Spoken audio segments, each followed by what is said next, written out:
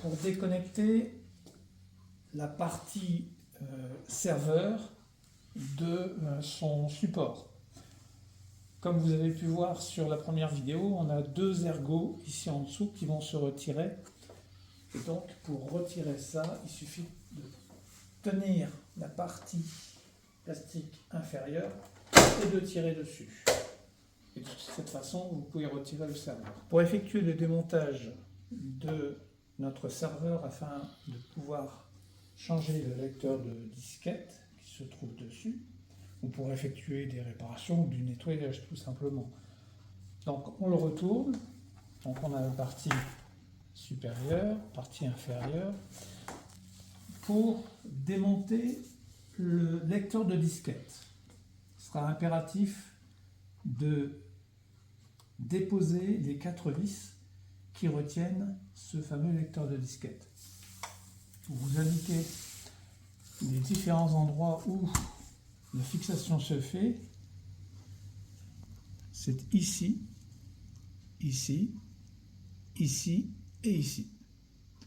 Donc, ces 4 vis correspondent à ces emplacements-là.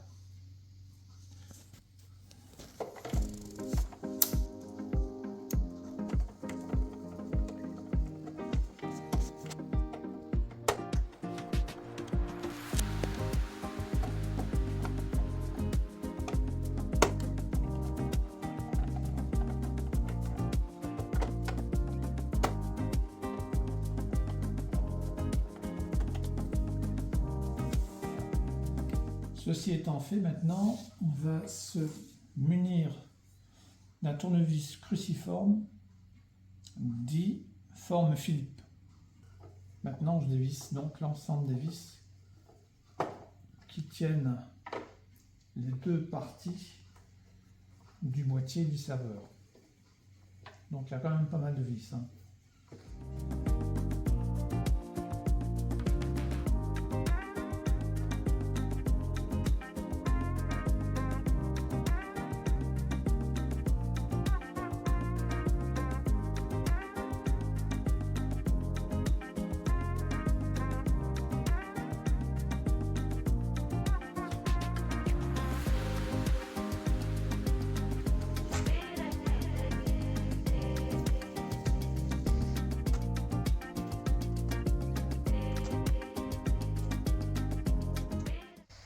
Normalement, je n'en ai pas oublié. C'est là. Celle qu'on n'accepte avec laquelle on a du mal à accéder pour pouvoir les retirer, ben, elles se retireront quand on va retourner le boîtier.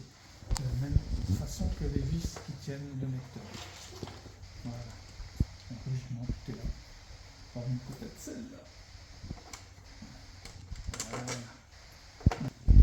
Bien maintenir les deux pièces. Bien sûr.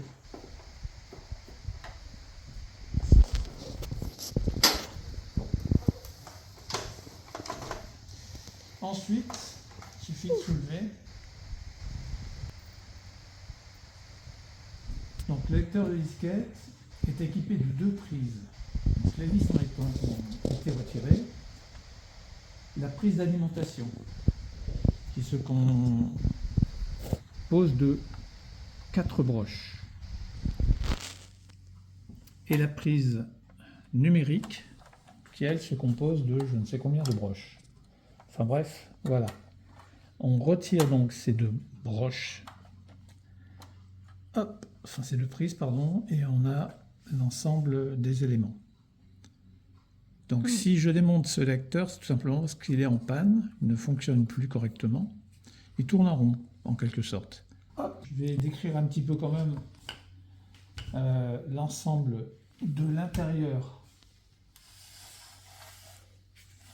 Donc on a ici les 2 cartes de circuit imprimées avec les différentes puces qui composent en fait le système de gestion pour le tricotage.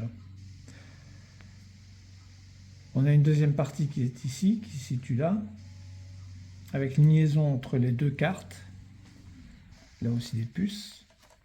Si je devais résumer cette carte mère, avec du matériel de maintenant, ça tiendrait en fait sur une puce qui fait peut-être 2 à 3 cm². Sur la carte,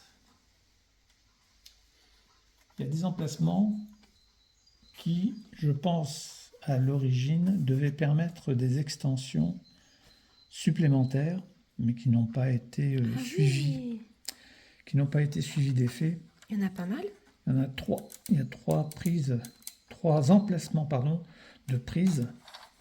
Ah oui. Ici aussi, vous avez la même chose. On est un peu plus dur à retirer, mais c'est exactement le même principe, c'est-à-dire en fait, on pouvait rajouter des options. Alors, je ne sais pas à quoi ça servait, hein. Ne me demandez pas, mais On peut penser qu'il y avait un avenir peut-être. je ne sais pas si c'est un avenir, mais bref, on pouvait certainement imaginer que Singer, qui est une marque américaine, non pas une marque française, comme beaucoup croient, Monsieur Singer est un Américain qui a déposé des brevets pour justement créer des machines à coudre et non pas des machines à tricoter. Je crois que j'ai mis à l'envers. Oui, j'ai mis à l'envers. Voilà pourquoi j'ai du mal à remettre. Voilà. Ça ira mieux comme ça. Voilà. Toc. Plus de mal à être remis celui-là. Enfin bref, voilà. Maintenant, sur le serveur, on a une première prise qui se trouve ici. Cette prise, c'est le câble de liaison entre donc le serveur et les chariots. C'est là que va transiter en fait les informations pour comment dire, déplacer les aiguilles en fonction des motifs, etc. Enfin, ça, je ne connais pas trop, mais je sais que c'est ça. Ici, de ce côté-là, c'est une prise Péritel, tout ce qu'il y a de plus classique. Cette prise Péritel permet de brancher donc une télévision. Donc je parle de télévision parce que il faut qu'elle soit adaptée à, comment dire, aux prises Péritel. Voilà, c'est des télévisions qui datent du début des années 2000, peut-être inférieures à ça. Pas de tube cathodique, bien sûr, des écrans plats, LCD. Le clavier qui est donc équipé d'un centreur avec les pins pour pouvoir l'installer sur le dessus. Ensuite, on a le clavier par lui-même en 2 parties. Ça, c'est ce qui établit le contact entre les 2 parties qui se trouvent ici sur cette carte. Et ici, on a le, comment dire, l'afficheur. C'est un afficheur en fait qui fonctionne quand vous n'avez pas d'écran de télévision pour pouvoir mettre les différents éléments à l'affichage. Sur un lecteur de disquette, on a 2 moteurs. Le premier moteur qui entraîne la disquette par elle-même, donc la piste magnétique de la disquette. Donc le moteur est ici. Le deuxième moteur, lui, entraîne les têtes de lecture. Je dis bien les têtes de lecture parce qu'on a en fait une tête supérieure et une tête inférieure. Et ce moteur se situe ici. Et toute l'électronique ensuite pour réceptionner les différents éléments qui se trouvent sur la disquette, donc la lecture numérique, se transmet via les broches qui se trouvent derrière. Voilà. Grosso modo, c'est comme ça que ça marche. Maintenant, ce lecteur de disquette n'est pas du tout le même, mais le principe reste le même. On a toujours un moteur pour entraîner les pistes de la disquette, les pistes magnétiques. Et on a aussi un moteur qui vient bouger en fait la tête de lecture pour lire ce qu'il y a dessus. La lecture se fait de manière magnétique. Il n'y a pas de contact entre les pistes et la tête de lecture. Ça, c'est une chose que vous devez savoir. En fait, il n'y a pas de contact. Ça se fait par lecture magnétique à quelques, je dirais, microns de la surface de la piste. Donc là, je vais remonter ce lecteur de disquette pour ce faire, bien sûr, on va reprendre les 4 vis qui se trouvent là, sur les plots qui se trouvent ici. Donc, hop, je vais mettre approximativement les éléments qui se trouvent dessus. Voilà, je suis à peu près au bon endroit. Je vais essayer d'y mettre donc 2 vis en quinconce. Donc la première qui se trouve ici.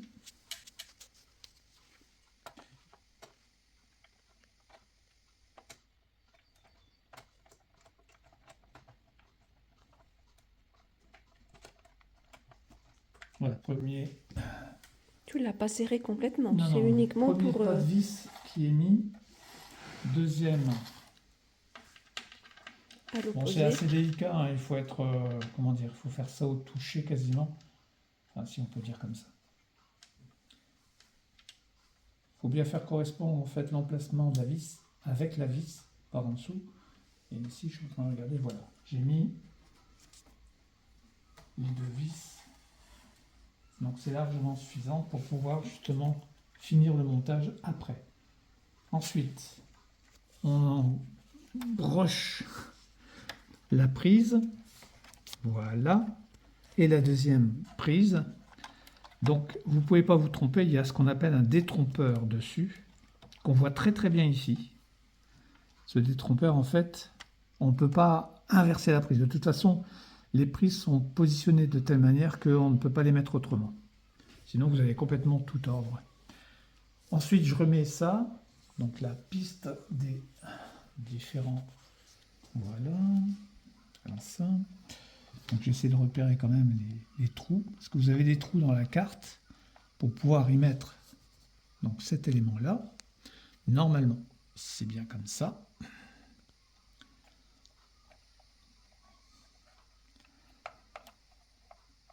Voilà. Donc on va bien centrer les pistes.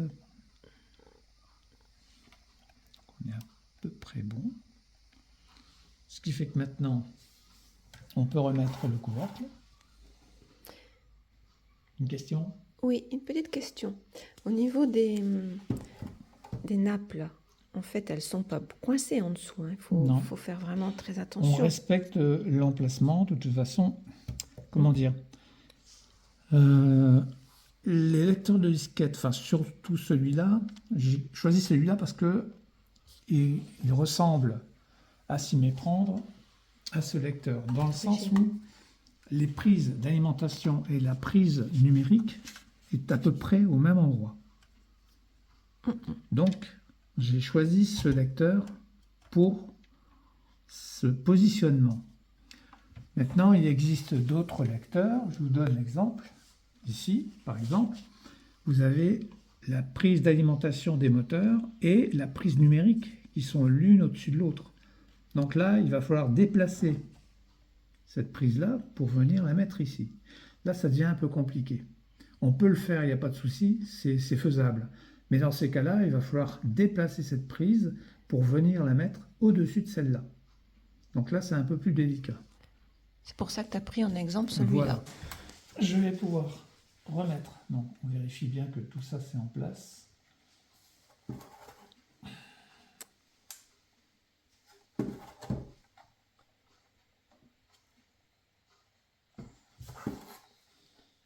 Ensuite, on fait correspondre.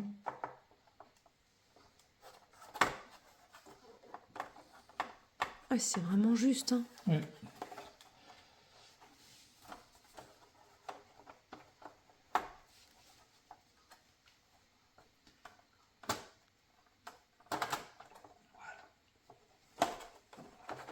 Il faut beaucoup de patience. Il ne faut pas vouloir aller trop vite. Voilà, donc ce lecteur de disquette dépasse très légèrement. Oui. Ce qui n'est pas, enfin, il n'était pas prévu pour une machine comme celle-là. Mais le plus important, c'est que lui soit adapté au système numérique de la machine. Donc maintenant, on maintient bien les deux parties du boîtier.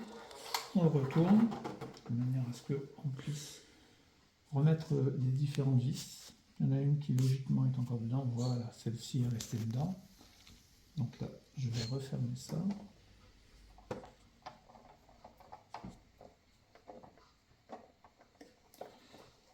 Bon, pour le remontage, il n'y a rien de sorcier, hein. C'est l'inverse de ce que j'ai fait tout à l'heure.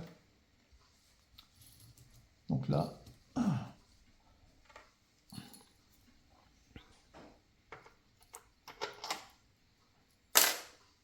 et tu conseilles de mettre toutes les vis en premier du capot ou plutôt celle du disque dur? Enfin, pardon, du lecteur de disquette. Ça n'a pas d'importance.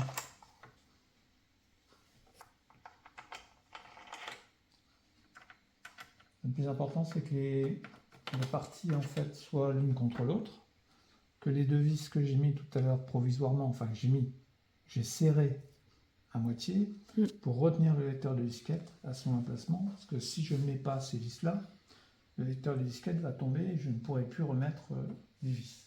Donc il fallait mettre les vis. Donc le serrage, peu importe dans quel sens vous le faites, hein, c'est pas un moteur de voiture, donc il n'y a pas de serrage en quinconce à respecter. Vous mettez les vis en fonction de. Par contre, une chose que je vous donne comme petite indication, si vous voulez retrouver le filet, parce qu'il ne faut pas oublier que c'est un support plastique. Donc c'est comme dans du bois en quelque sorte. Toc, on entend un bruit et vous pouvez serrer. Donc vous dévissez légèrement la vis, vous entendez ce petit cloc, c'est-à-dire qu'en fait il est dans son filet. Toc. Ah ben non, c'est pas ça. Parce qu'elle est là. Là, c'est les deux vis du lecteur de disquette. Ah oui. Et arrêt au mois de mast. Donc là, ici aussi. Hop. Toc.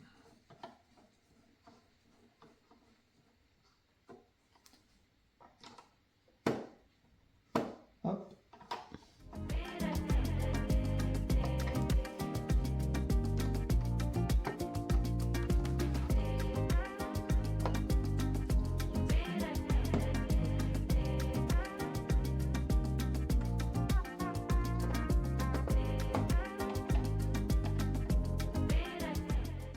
Oui, ne serrez pas comme un forcené. Dès que vous êtes contre, vous mettez un demi-tour en plus.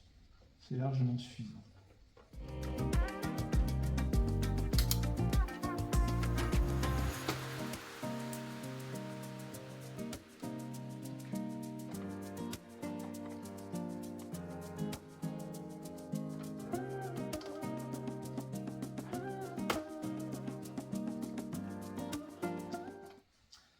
Alors j'ai pris un embout de qualité avec une largeur, enfin il n'y a pas de, comment dire, il n'y a pas de référence, il n'y a pas de norme là-dessus.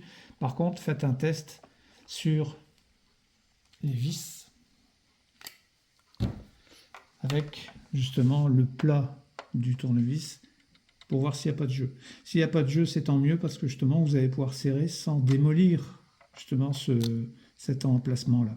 Parce que le nombre de vis que j'ai pu foirer à cause de ça, parce que justement, je n'avais pas choisi le bon embout ou le bon tournevis.